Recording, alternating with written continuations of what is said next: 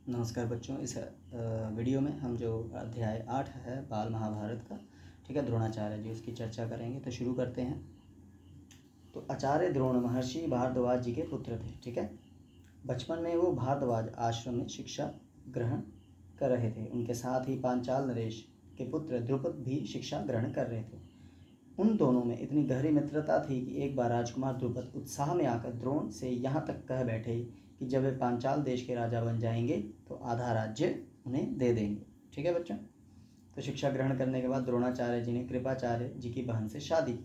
उनके एक पुत्र हुआ जिनका नाम अश्वत्थामा रखा गया। द्रोण जी अपनी पत्नी और पुत्र से बहुत स्नेह करते थे। आप महाभारत देखिए, आपको समझ आएगा।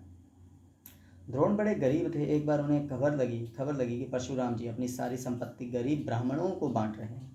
तो द्रोण जी भी वहां पहुंचे, किंतु उनके पहुंचने तक परशुराम जी अपनी सारी संपत्ति बांटकर वन गमन की तैयारी कर रहे थे। तो द्रोण जी को देखकर परशुराम जी बोले, ब्राह्मण श्रेष्ठ आपका स्वागत है। ठीक है, ब्राह्मण श्रेष्ठ आपका स्वागत है। मेरे पास जो कुछ था उसे मैं बांट चुका हूँ। अब सिर्फ मेरा शरीर और धनुर्विद्या ही। अब आप बताएं कि मैं आपके लिए क्या करूं। तब द्रोण जी ने उनसे सारे अस्त्रों के प्रयोग तथा उसका रहस्य सिखाने की प्रार्थना की। अतः परशुराम जी ने द्रोण जी को धनुर्विद्या की पूरी शिक्षा दे दी। कितना काम आया, देखिए क्या फायदा है ना पैसे का, ज्ञान। तो यहाँ याद रखना, द्रुपद जी ने वायदा किया था एक द्रोणाचार्य जी से। तो कुछ समय बाद राजकुमार द्रुपद जी अपने पिता की मृत्यु के बाद पांचाल देश के राजा बने। इस खबर को सुनकर द्रोण जी बचपन में की गई बातचीत को याद करने लगे। वे सोचने लगे कि द्रुपद आधा राज्य ना भी देंगे तो कुछ धन तो जरूर ही देंगे। मन में यह आशा लेकर द्रोण जी द्रुपद जी के पास पहुंचे और बोले, मैं तुम्हारा बचपन का मित्र द्रोण हूँ। ठीक है। ऐश्वर्य के मद में डूबे राजा द्रुपद जी को द्रोण का आना अच्छा नहीं लगा। वे बोले, मुझे मित्र कहकर पुकारने का तुम्हें साहस कैसे हुआ?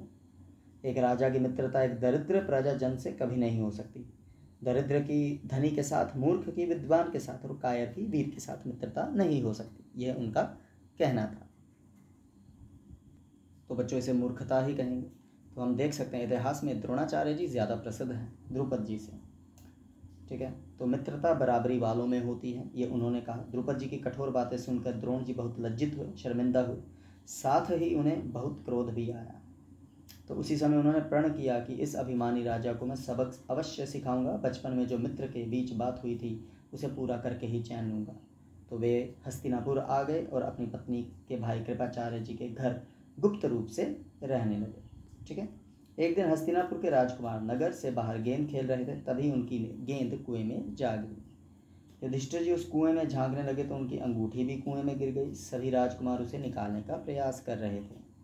दूर से ही द्रोण जी इस घटना को देख रहे थे। वे राजकुमारों के पास आकर बोले, मैं अगर गेंद निकाल दूं तो तुम मुझे क्या दोगे? युधिष्ठिर जी हंसकर बोले, हे ब्राह्मण श्रेष्ठ, अगर आप गेंद निकाल देंगे तो कृपाचार्य जी के घर आपकी दावत करेंगे। तब द्रोणाचार्य जी ने पास खड़ी सींक को उठाकर पानी में फेंका। वह सींक गेंद में ऐसे जाकर लगी जैसे तीर हो। इस तरह लगातार उन्होंने कई सींकें फेंकी। सभी सींकें एक दूसरे के तीर सिरे से चिपक दी गई। देखिए बेटा, क्या विद्या थी। जब अंतिम सींक का सिरा कुएं से बाहर पहुंच गया तब द्रोणाचार्य जी ने उसे पकड़कर गेंद बाहर निकाल दी। ठीक। सभी राजकुमारों ने ब्राह्मण जी से विनती की कि आप युधिष्ठिर जी की अंगूठी भी निकाल दीजिए। द्रोण जी ने तुरंत कुएं में तीर मारा और पल भर में अंगूठी बाहर निकलकर युधिष्ठिर जी को दे दी। यह देखकर सभी राजकुमारों को आश्चर्य हुआ, हैरानी हुई। उन लोगों ने आदर पूर्वक हाथ जोड़कर उनका परिचय पूछा। द्रोण जी ने कहा, इन सारी घटनाओं को बताकर पितामह भीष्म जी से मेरा परिचय पूछ लेना। राजकुमारों ने पितामह जी के पास जाकर सारी घटना का विवरण दिया। पितामह जी को समझते देर ना लगी, हो ना हो वे आचार्य द्रोण ही होंगे। तो ठीक है बच्चों, तो उन्होंने यह निश्चय किया कि अब से राजकुमारों की अस्त्र विद्या द्रोणाचार्य जी से पूरी कराई जाए। तो उन्होंने बड़े सम्मान पूर्वक उनका स्वागत किया और राजकुमारों को आदेश दिया कि वे गुरु द्रोण से ही अस्त्र विद्या सीखें। कुछ समय बाद राजकुमारों की शिक्षा पूरी हो गई तो गुरु द्रोण जी ने गुरु दक्षिणा में अपने शिष्यों से पांचाल राज द्रुपद जी को कैद कर लाने को कहा। उनके कहने पर कर्ण और दुर्योधन द्रुपद जी के पास गए, किंतु पराक्रमी द्रुपद के आगे वे लोग ठहर नहीं सके। तब द्रोण जी ने अर्जुन को भेजा।